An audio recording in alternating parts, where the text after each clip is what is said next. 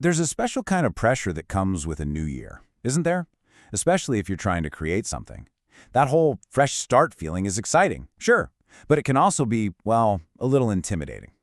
And there it is, the ultimate creative challenge. A blank page, just staring back at you. Doesn't matter if you're writing a book, starting a new project, or even just planning out your year. That emptiness can be tough to face. So what's the secret? How do you fill that page? Well, we figured we'd get some wisdom from 5 literary giants who definitely knew a thing or two about starting from scratch. And what do you know? They all happen to share a January birthday. Let's see what these masters can teach us. First up, we've got the master of suspense himself, Harlan Coben. If you've ever found yourself staying up way too late because you just had to finish one more chapter, yeah, you probably know his work. And when I say master, that's almost an understatement. We are talking about over 70 million books in print all over the world. A number like that, it tells you everything you need to know about his incredible knack for hooking a reader and just never letting go. Born on January 4th, Coben didn't just give us the amazing Myron Bolitar series. He actually became the first author ever to sweep the big 3 mystery awards, the Edgar, the Seamus, and the Anthony. And that massive Netflix deal? It's basically turned his famous jaw-dropping plot twists into global binge-watching events. So how does he juggle it all? He calls himself a socially adept introvert. He apparently loves the high energy of a TV set, working with a whole cast and crew.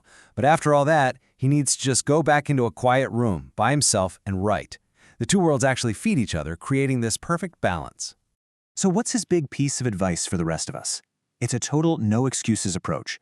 He kind of scoffs at the whole idea of not having time. His tip is brutally simple. You don't find time, you make it.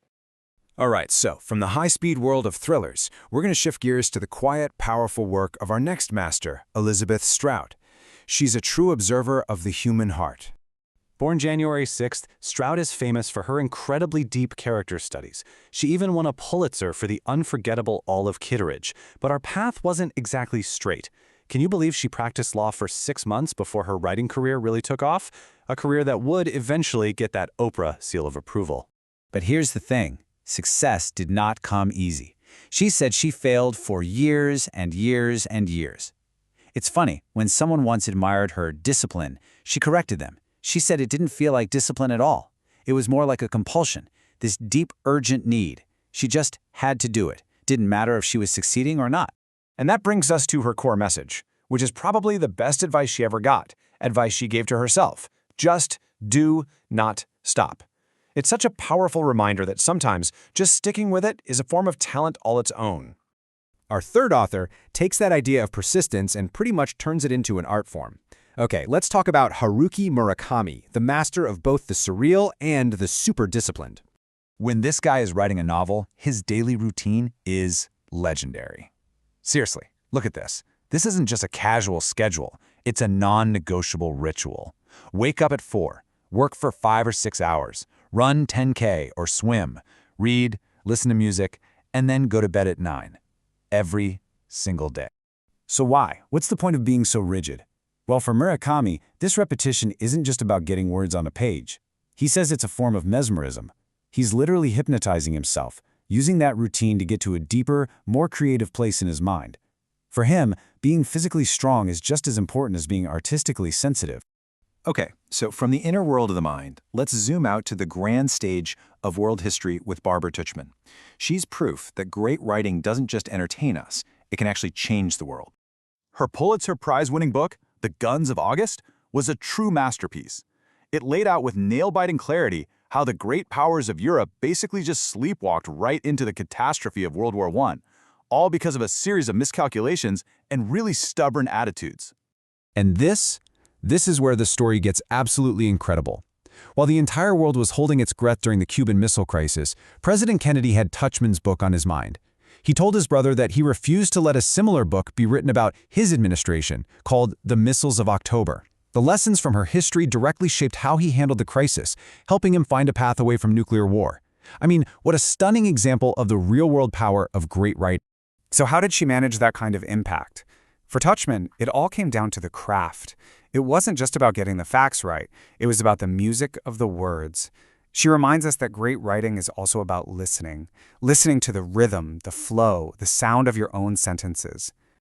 And finally, we come to our 5th January legend, the brilliant, the complex, and, yeah, the often controversial Norman Mailer. Born on the very last day of the month, Mailer was just a force of nature. He co-founded The Village Voice, he won 2 Pulitzers, all while rocking this famous tough guy persona. And just to give you a little taste of that personality, he started a column at the paper he founded, only to quit 4 months later because he couldn't stand the typos. Mailer's advice is a bit different. It's all about protecting that creative spark. He was convinced that talking about a work in progress was a huge mistake. Why? Because it lets out all the tension that actually fuels the creative act. For him, the process was something you had to guard, to keep totally private until it was ready for the world. So, there we have it. We've heard from the thriller, the observer, the routinist, the historian, and the provocateur. 5 very different writers, 5 very different ways of doing things. But when you put it all together, a really powerful theme starts to pop up. Let's just run through it one more time. Coben tells us to make the time. Strout pleads with us to not stop. Murakami shows us how to build a routine. Touchman reminds us to perfect our craft, and Mailer tells us to protect the whole process. See the theme there? None of them are talking about some lightning bolt of inspiration or a magical gift of genius. They're talking about work, about showing up. Their advice is all about discipline, persistence, and good old-fashioned grit. It's about the daily, deliberate act of filling that blank page, which is just the perfect message to kick off a new year. So the only real question left is, what are you going to build with it?